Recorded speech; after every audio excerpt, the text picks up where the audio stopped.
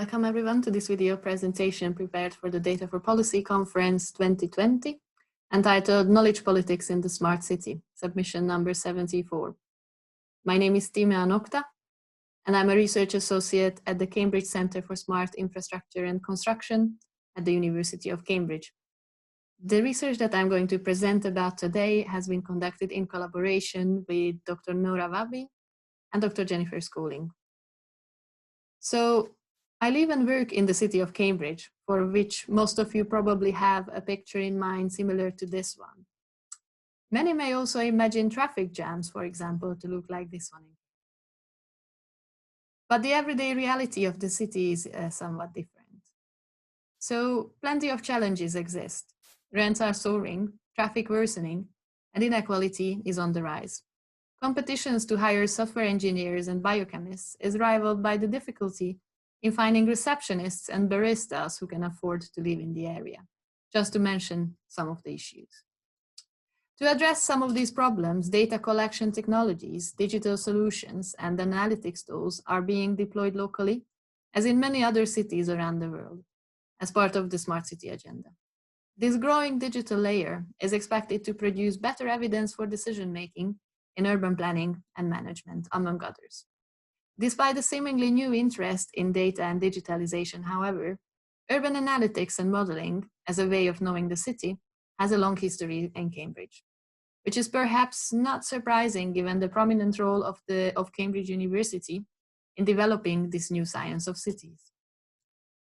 Alongside data and analytics, however, participative democracy, citizen engagement, and policy co-creation are also considered as key components of smart urban governance.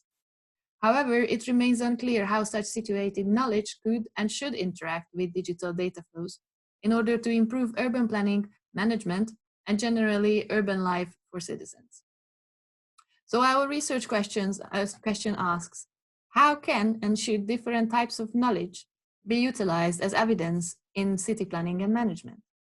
In order to address this question, we conducted a case study in Cambridge to investigate the local perceptions on the role of data and analytics on the one hand, and public opinion and citizen perceptions on the other, in decision-making processes in city planning and management. Interviews involved local politicians, officers from the city and county councils, the Cambridge and Peterborough Combined Authority, and the Greater Cambridge Partnership, their private sector partners, so for example, consultants, and community activists. Overall, 27 interviews were conducted in a 6-month period between January and July 2019. As I mentioned, there is a long history of data and analytics supporting urban planning and management in Cambridge and the surrounding area. So this figure shows a simplified map of analytics provided to local public sector bodies and the stakeholders involved. We can see that data is being collected and analyzed to better understand air quality, for example, transport and mobility, and the demand induced by land use changes, as well as energy supply. In a series of interviews, we asked local leaders, officers, and community activists about their views on data and analytics and the role it plays in urban planning and management in Cambridge. And we received responses like these. Not enough data of the right kind is being collected on a continuous basis to enable us to not only know what's going on or have a better idea about it, but also to feed into the transport models that do exist, to better understand what the future looks like and how it might be altered constructively by different interventions. So this exemplifies the importance given to data and analytics in Cambridge. Of course, bad data is worse than no data. So there is quite a lot of discussion about the quality and usability of data that is being collected to then provide evidence for decision-making.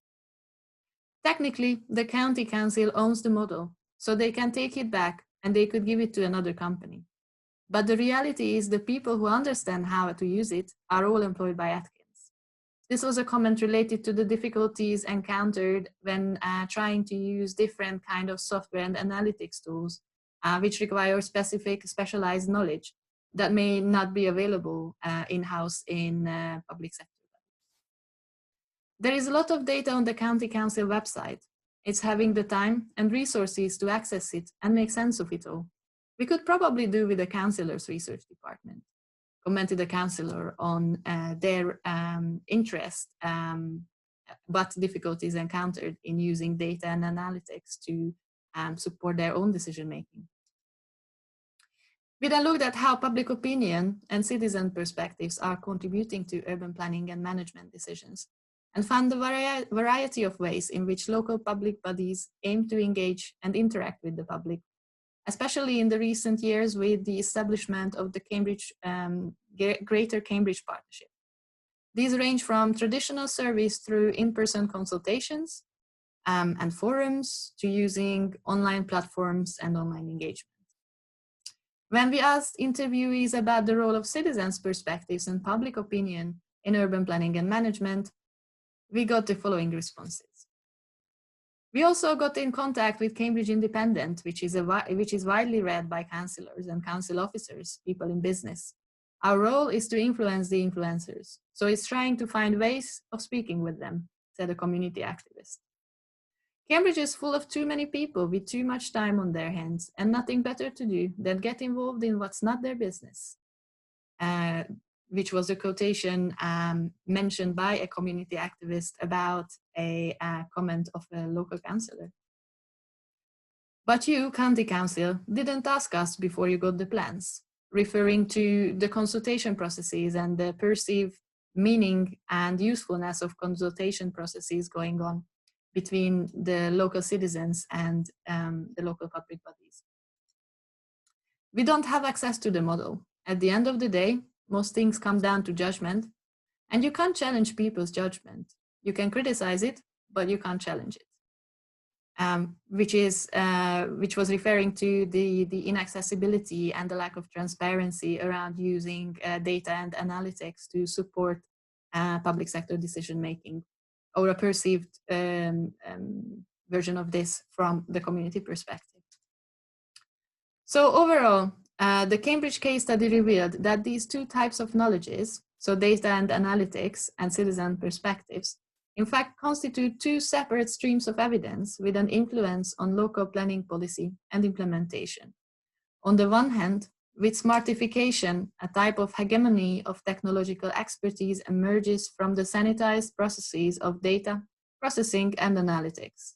On the other, the rise of community action contesting the digitalization of everything, involving local community leaders, politicians, and citizens, has put forward an important contender to data-driven knowledge.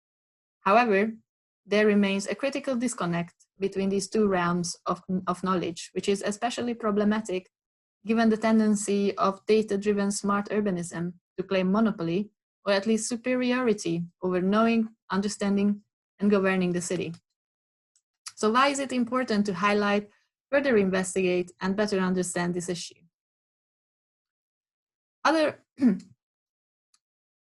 Because the current use of data and analytics as part of the smart city agenda may hinder meaningful participation, debate, and contestation over urban decisions and futures, potentially contributing to post-political city planning and management. So what is this post-political city? Post-politicization, or post-politics, focuses broadly on a series of techniques, usually in conjunction with neoliberal governance, that differ and displace debate from policy and politics into other managerial or technical post-political arenas.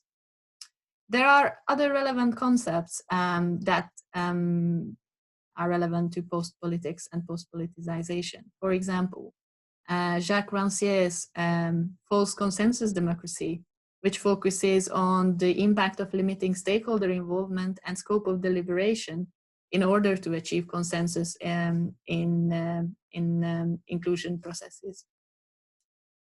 Or Chantal Mouffe's call for revitalizing democratic decision-making through a vibrant, agonistic public sphere of contestation, instead of trying to design institutions aimed at seemingly reconciling all conflicting interests and values. So how does this relate to our case study of Cambridge and the role of different types of evidence in urban planning and management? What the research highlighted is that there is a need to better understand the place and role of urban data and analytics as part of a multifaceted evidence base assembled from different types of knowledges or ways of knowing the city through political processes that go beyond the neoliberal focus on potentially false consensus seeking. These could include processes such as contestation, conflict, negotiation, competition, or even complementarity. With that, thank you very much for your attention, and I will be happy to take questions in our session.